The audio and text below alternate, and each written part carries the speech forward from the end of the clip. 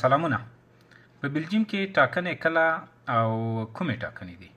په بلجیم کې سږ کال 2000 ټاکنې ترسره کیږي چې لومړی ځل ټاکنې یې په د جون په 9مه نیټه باندې د راتلونکي میاشتې په 9مه نیټه او دوهم ځل ټاکنې چې دي هغه د اکتوبر د میاشتې په 14مه نیټه ترسره کیږي.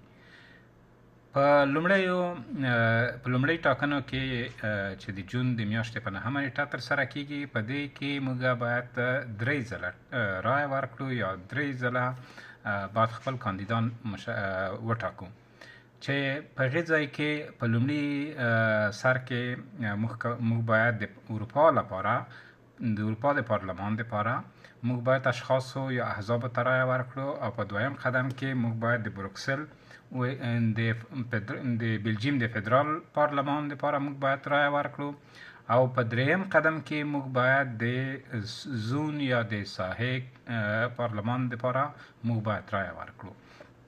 مثال په ډول که چیرې تاسو په فلاندر کې اوسیږئ نو تاسو باید د فلاندر پارلمان ته رایه ورکړئ، او که په ولونیا کې اوسیږئ تاسو باید د ولونیا پارلمان ته رایه ورکړئ.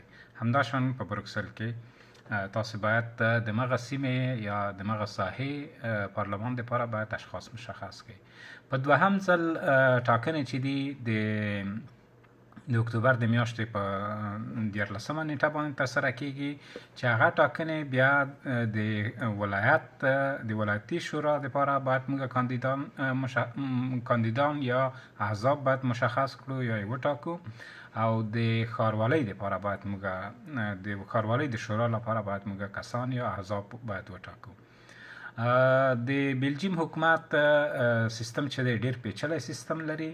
انشاءالله په راتلونکي ویډیوګانو کې یا په نورو ویډیوګانو کې به موږ تاسو سره دا معلومات شریک کړو چې دا سیستم حکومتي سیستم څه ډول دی، او په دې برخه کې که چیرې تاسو کومې پوښتنې لرئ نو موږ هغه پوښتنې هم ځواب کوو.